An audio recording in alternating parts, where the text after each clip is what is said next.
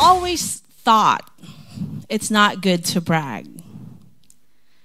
When you're talking about yourself, it's selfish, and you should focus into other people. But today, I'm going to share you about myself and my life, because I think a lot of you have been where I used to be. And when you're following my journey, I know some of you are capable of doing great things more than I have ever done. So here stands in front of you today is an island girl who never expected a very big life at all.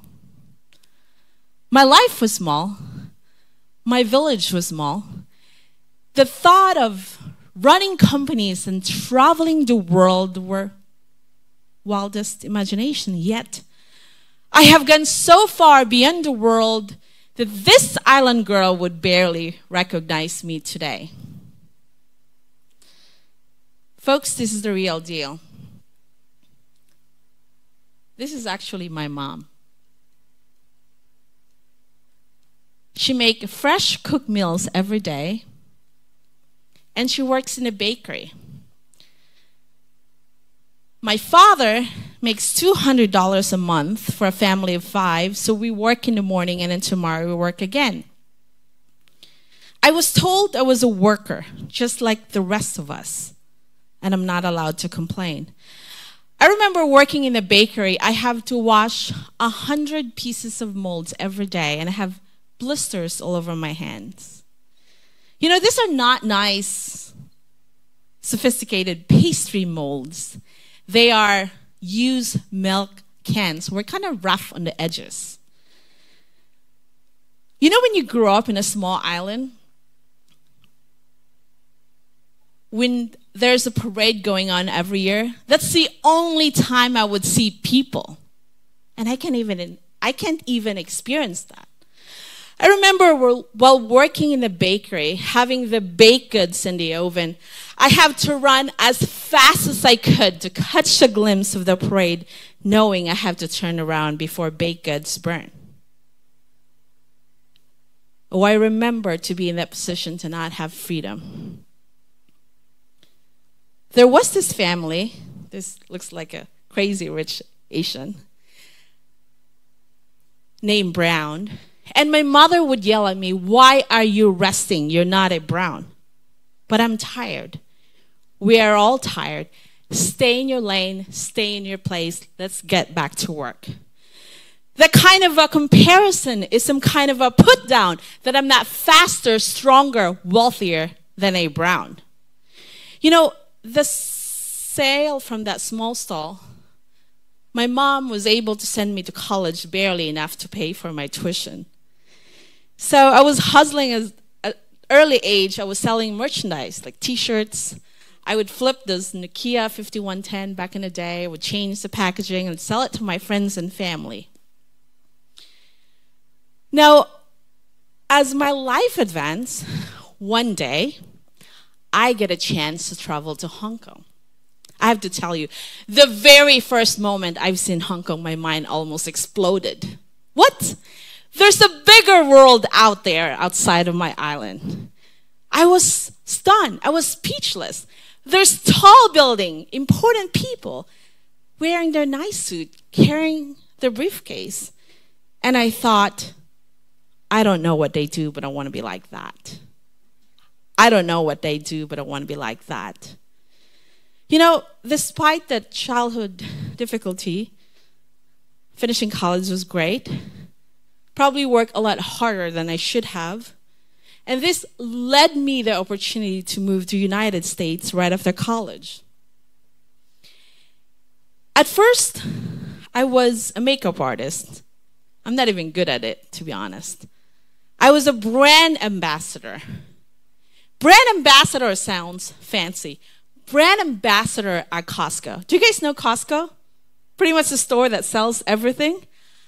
I was that lady wearing a hairnet giving food samples at Costco. I have to tell you, I was popular. Not because they've noticed me, but because what I was giving was free. I worked there for 13 hours a day. Then I realized others are making more money than the amount of work I was putting into. Better innovate my life. Then one day, I discovered that I can list items online without needing the inventory. So I started with $20 on Amazon. So I made my first sale. I was packing and shipping in my garage.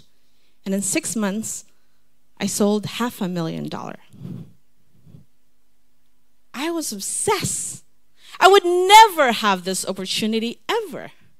You know, I have to thank one of the Costco manager because he told me that any items that ends with 0 or 9 is a clearance items at Costco.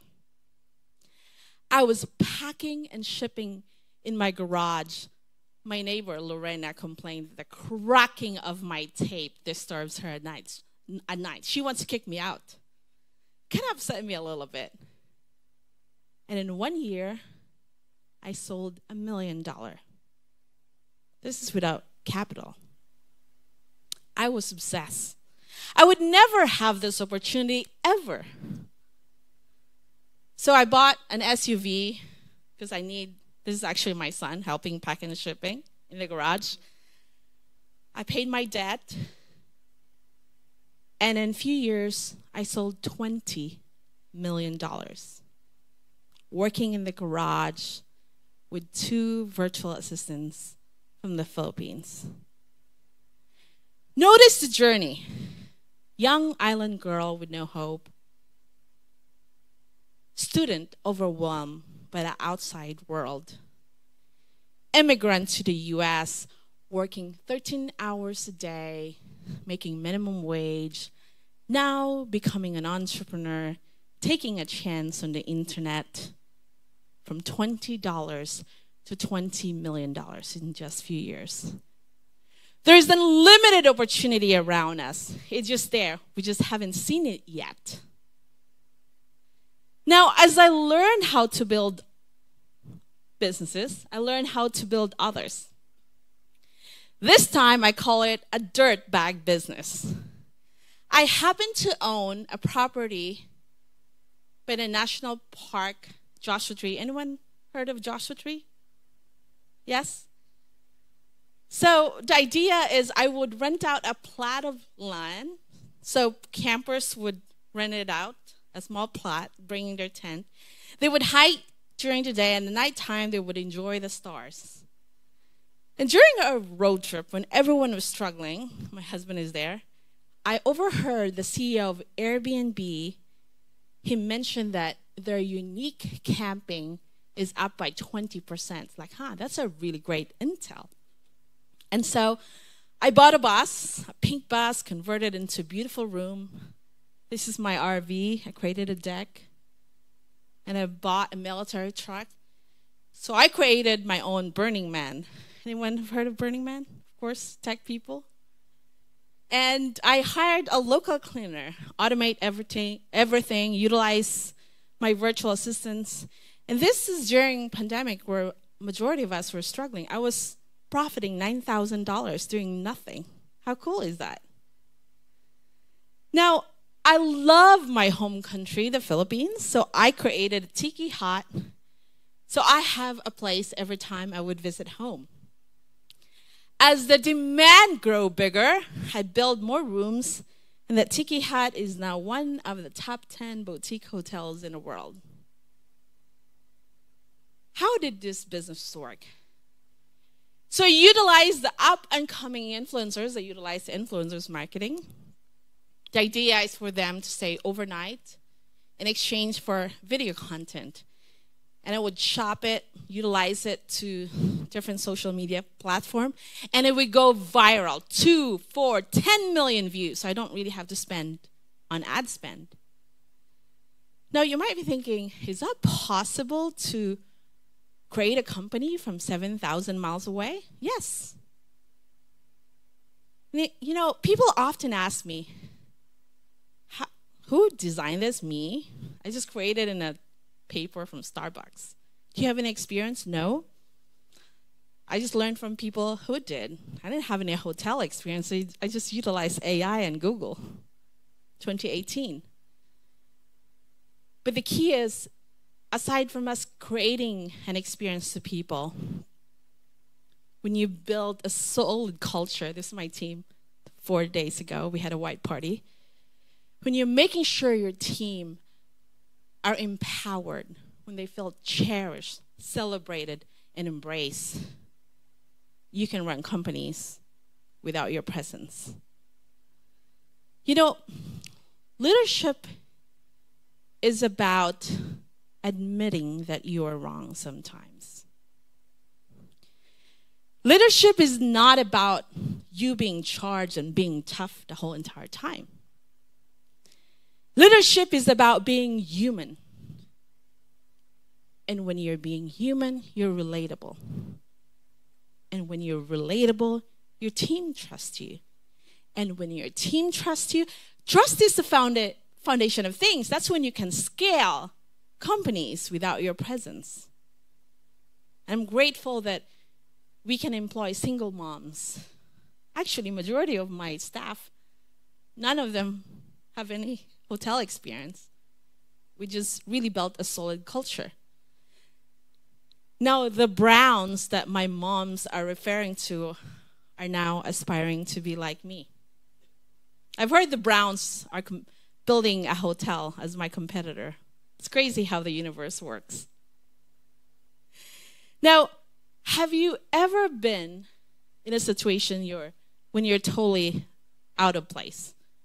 You don't belong. Anyone? Yes. So I'm going to share you exactly how I felt that way. I happened to meet this lady through a Zoom meeting, and one day I get a chance to attend the Cannes Film Festival. And she happens to live nearby, so we decided to meet up for a tea. And there I was there waiting. While I was waiting, she sent me a text, said, "I'm going to send you my boat captain." I was like, what? I have never been invited to a tea. Now this lady is sending me her boat captain. I was so nervous. I don't know how to act. Well, in a few minutes, the boat captain arrived. His name is Chris. And Chris doesn't speak English. He's French, so we're doing sign language. It was a very short ride. And then we docked into this beautiful palace in Saint-Tropez. I was so nervous. I don't want to be ghetto. I don't know how to act. Then we met up. We had a tea. We had a great conversation. At the end of our tea, she gave me a hug and thanked me for being natural. You know, I was surprised of myself. Me? Natural? The whole entire time I was so nervous. I don't want to act ghetto. You know, sometimes friendship doesn't come off as a business deal. Sometimes it comes off as a magical moment like this. Now, you might be thinking, you're right, that worked for you, not for me. Really? Are you kidding me? Do you remember where I'm from? Do you remember where I started? So if you're thinking you're not capable of experiencing magical moment like this, you're totally wrong. When you're nice and respectful, I think people are willing to help you out. You know that lady was so big? She owns a palace where Prince Albert stays. Remember the kid that ran down the street to catch the glimpse of the parade?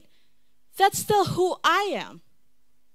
I'm just not trapped in the same situation. So what do I do now? I actually advise different tech companies in the US and in Asia. I founded the Global AI Council where we do master classes 2 times a week, and our mantra is clear. It is AI for good, free education for all. And our mission is to educate or touch, impact 100 million people globally. You don't have to do this alone. We have a show on CNN. I think She mentioned that earlier. We talk about the future. You don't have to do this alone. Ralph Waldo Emerson said, everyone at one point is my superior. With that, I can learn. I can learn from others. Outsource what you need. Care about people, and you can do anything. No matter how much you doubt yourself, no matter how dumb you think you are, or your brother or sister or somebody else told you so, you can have a huge impact in the world once you decided to do it. I know because I did it. And I did it without having superior intellect. I did it without acing the IQ tests in the world. I did it without having a rich uncle funding me. I did it without having an easy access of a laptop or a phone even. What in the world would I ever think that I can travel the world, run companies, and employ hundreds of others? You can have a huge impact in the world. I know because I did it. Others have done it. And you can do it too. Thank you.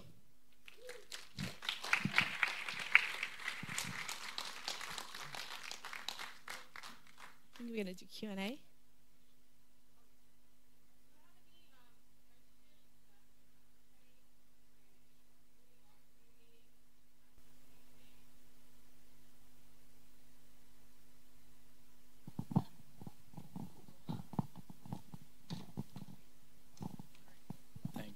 So what I would be interested in is, what was the point in your life when you realized that the past is really over and you made it? I think when the first time I saw I have a large bank account from zero, that kind of, I think it wasn't really feeling of that was over. It was just more of really looking forward that I got this chance. And we all know business come and goes. We went through a pandemic where everything shut down. I get sued. I mentioned it earlier. I got sued by my landlord because everything in California got shut down. So it is really a journey. So I think the end is when you have a sense of peace. That's when you know you made it.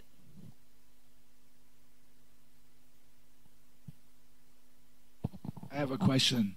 So, coming from a little bit similar background like you, very poor family, how I know the most challenging thing, and I really liked your example with that rich lady's palace, is that you overcome this sense of not belonging, like, or imposter syndrome. I'm also, like, I have a friend I'm pushing forwards, and I try to incorporate him in such events. And he's always like, please, Lars, don't do that to me. You know, I don't feel comfortable. I don't belong. So how did you overcome that? I think experts mention that the more successful you are, the more you'll go through imposter syndrome. I think in my case, I just reminded myself, you have that badass list in your head, things that you have done to remind yourself. It hits you here and there. I think for me, it will never go away. But I think having that packets of what you have done, that kind of soothe how I feel. But I think it's being human, like just accepting it. It is part of our journey as an entrepreneur, whether we're not an entrepreneur.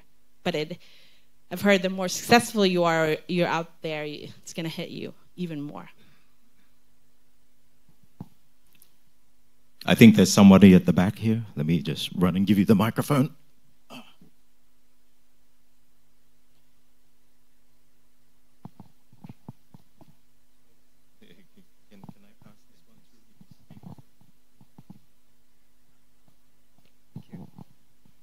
thank you. I really liked your story. Thank you. So, what advice would you give to the younger generation, or maybe what would you say to your younger self? Thank you. You know, I think I was really driven. I was really hungry because I really wanted to see that parade with freedom. I was driven with freedom. And I think younger generation, I think any industry you're wanting to tap, I think find a mentor. Find a mentor who's very successful. If you're into creating a tech development company, then reach out Lars. I think people are willing to help you out if you ask for it. But I think finding a mentor to guide you will really shorten mistakes. And just go for it. I think we tend to overthink, and it's hard not to compare yourself, especially with social media. It's so dangerous, right? Majority of what you're seeing online is not really the reality. I think just really make sure what you stand for and what's your passion and your core values. I think it's easier for you. But I think when you're young, go find a mentor. I have a quick question. Absolutely. Here. Out of all of your businesses, which one are you most passionate about now? I actually love the hotel because I love to travel. And the reason why I really love it, because I feel like I get rewarded really more because I'm not even working. I think that's when you know that you're doing great things because it's just running and profitable without you being there. Because I feel like, when you're there hustling, then you're taking a lot of your time. I think for me, time is valuable. So I think the hotel businesses I'm very excited about.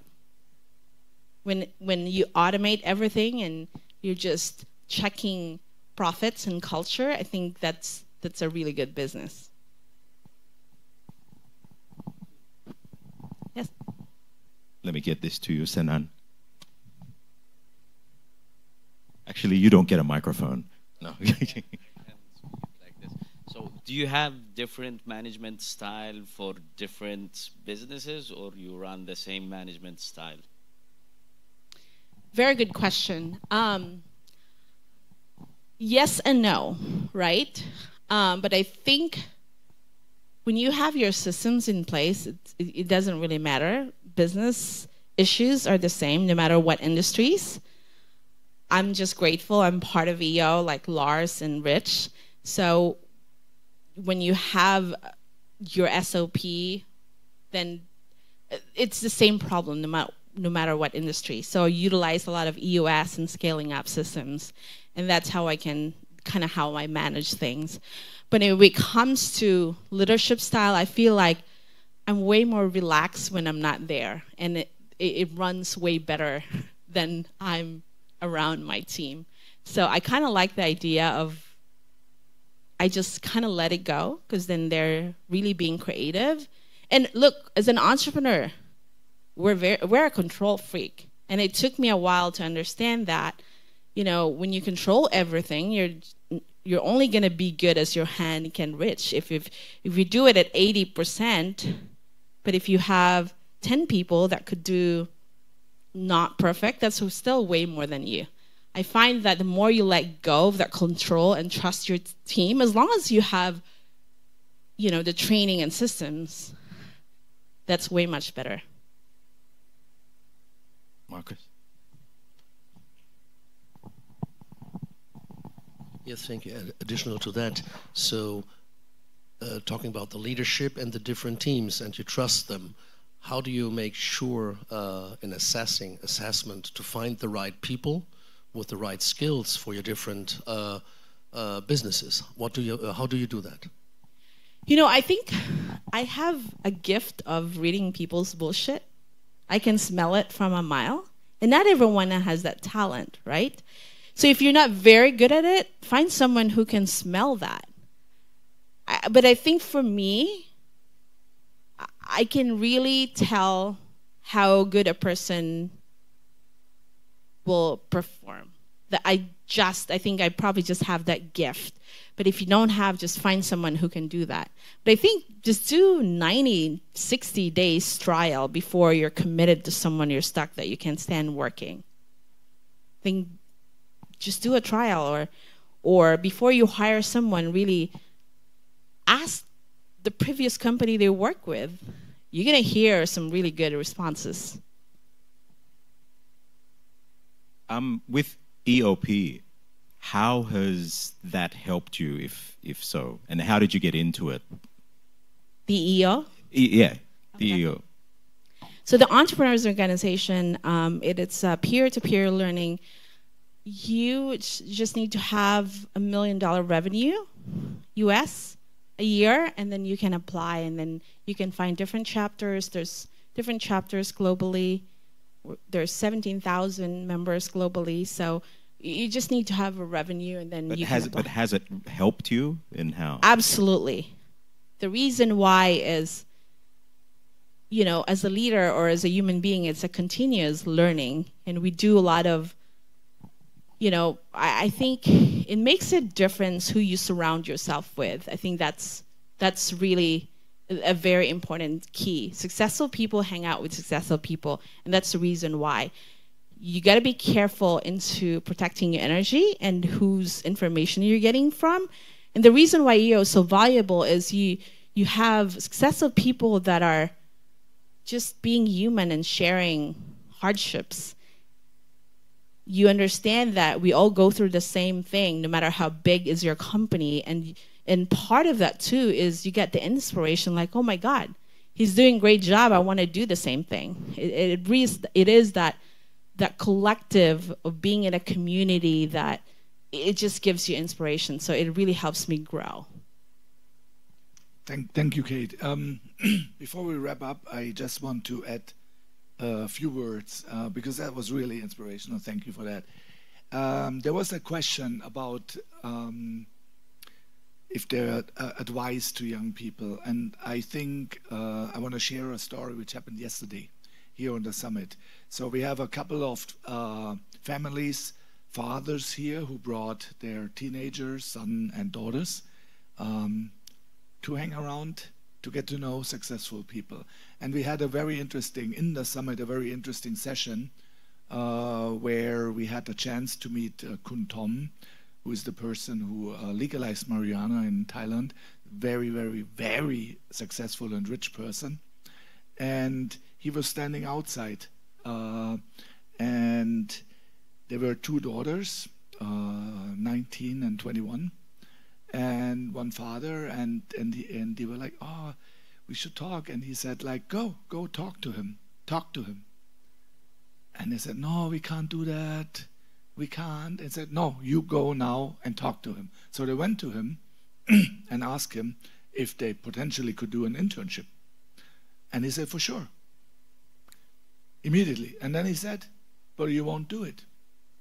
And they said, why? And he said, because you don't dare to write me later and ask for real. And this is the one advice I want to give you. And I think that's also what I heard in your story, being that little girl from the island. Dare to go out there, because we all hear in the media all the time bad stuff happening. But the reality is there are a lot of good people out there. You just need to find them who can support you. And if you dare and go out, you can be successful.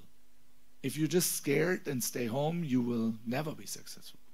And so, Kate, thank you so much. Thank you so much. It's an honor to be here. So we prepared a little bit of a swag for you. Thank you. NFQ, so that you always wear our NFQ shirt. Absolutely. Thank you. Thank Great you so community. much.